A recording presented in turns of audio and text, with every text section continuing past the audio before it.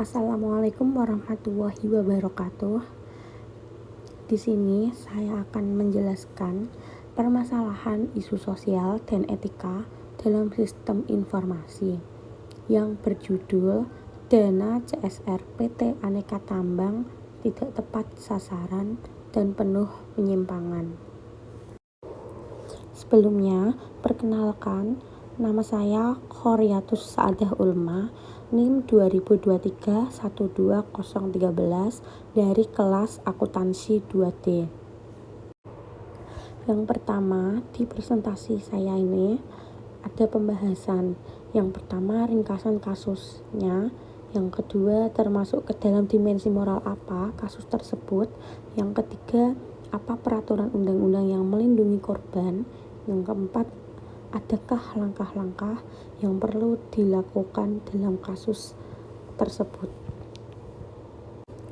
Langsung saja, yang pertama ada ringkasan kasus, yaitu dana CSR PT Aneka Tambang Antam di unit bisnis pertambangan UBP Nikel Pomala dinilai tidak tepat sasaran dan penuh penyimpangan oleh anggota Komisi 8 DPR RI M.O.Heo Sinapoi MPA. Ada intervensi berlebihan dari pemerintah provinsi dan kabupaten, seperti penggunaan dana untuk pembangunan bandara dan program bedah kecamatan. Ohio menyoroti bahwa dana CSR seharusnya disalurkan langsung kepada masyarakat sasaran atau melalui organisasi masyarakat pendamping, bukan diambil alih pemerintah. Dia juga menemukan penyalahgunaan dana oleh beberapa pihak, termasuk gubernur di Sulawesi dan proyek kerjasama dengan Universitas Jenderal Sudirman. Aneka Tambang juga kecewa dengan penyalahgunaan tersebut dan berencana mengembalikan pengelolaan dana CSR sesuai tujuannya.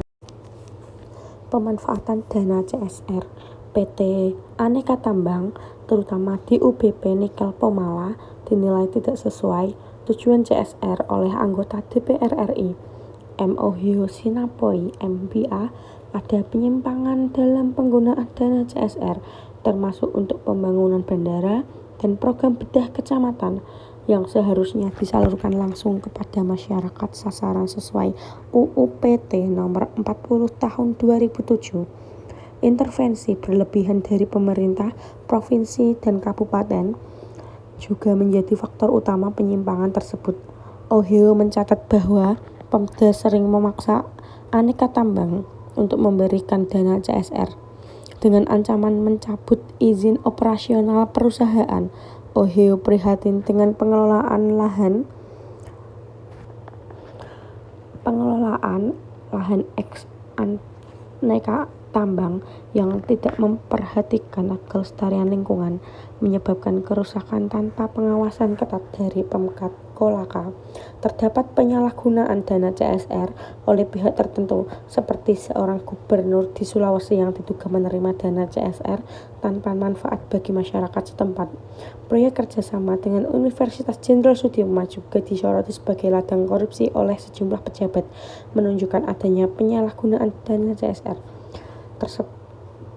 Kasus di atas tersebut termasuk ringkasan dari kasus CSR yang saya. Selanjutnya ada dimensi moral. Yang pertama, ketidakpatuhan terhadap aturan hukum, yaitu penggunaan dana CSR yang tidak sesuai dengan peraturan menimbulkan pertanyaan tentang integritas dan kepatuhan terhadap aturan. Yang kedua, keadilan sosial, yaitu alokasi dana CSR yang tidak merata mengakibatkan ketidakadilan sosial, di mana manfaatnya tidak merata dan tidak mempertimbangkan kebutuhan masyarakat yang seharusnya menerima manfaat.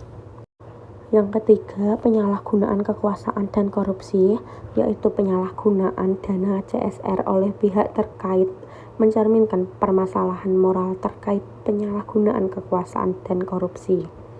Yang keempat, tanggung jawab lingkungan, yaitu kurangnya perhatian terhadap kelestarian lingkungan, menunjukkan kurangnya tanggung jawab etis terhadap lingkungan.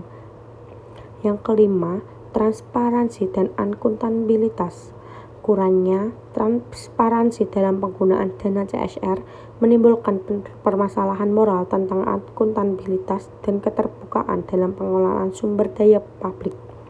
Yang keenam, pengaruh politik, yaitu interaksi antara perusahaan, pemerintah, dan lembaga lain dalam mengelola dana CSR menimbulkan permasalahan etika mengenai pengaruh politik dan kepentingan yang mendasarinya. Yang ketujuh, kewajiban moral, yaitu PT Antam memiliki kewajiban moral untuk menggunakan dana CSR secara efektif dan bertanggung jawab untuk meningkatkan kesejahteraan masyarakat dan memperhatikan kelestarian lingkungan. Yang terakhir, yang kedelapan, integritas dan kejujuran, yaitu permasalahan seperti penyalahgunaan dana CSR menyoroti pentingnya integritas dan kejujuran dalam mengelola sumber daya dan kebijakan publik.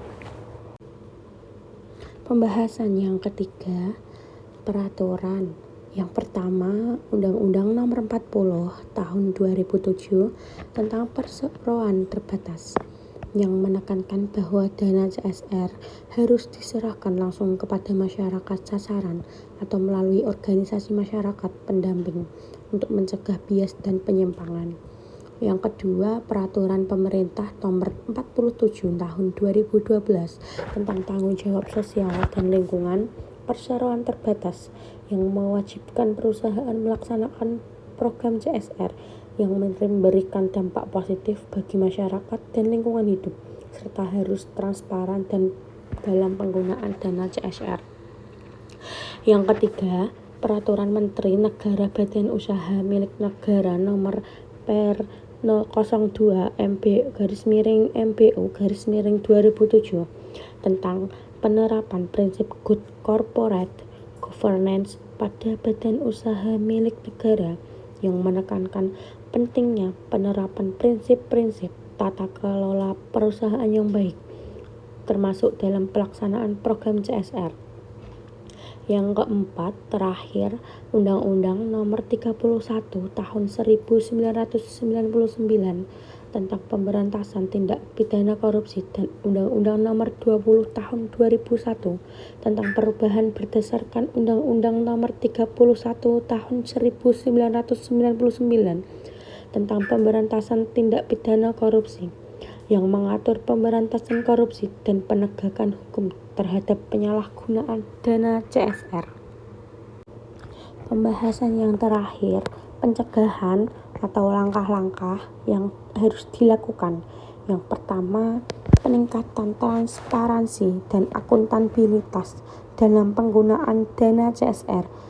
Yang kedua, penguatan, pengawasan, dan pengendalian terhadap penggunaan dana CSR. Yang ketiga, kolaborasi dengan pihak eksternal seperti LSM untuk mendukung pengelolaan dana CSR yang efektif.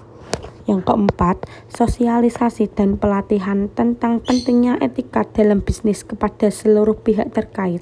Yang kelima, komitmen untuk mengedepankan kepentingan umum di atas kepentingan pribadi atau politik. Berikut merupakan referensi yang saya gunakan. Sekian presentasi dari saya. Bila ada kesalahan kata, mohon dimaafkan. Wassalamualaikum warahmatullahi wabarakatuh.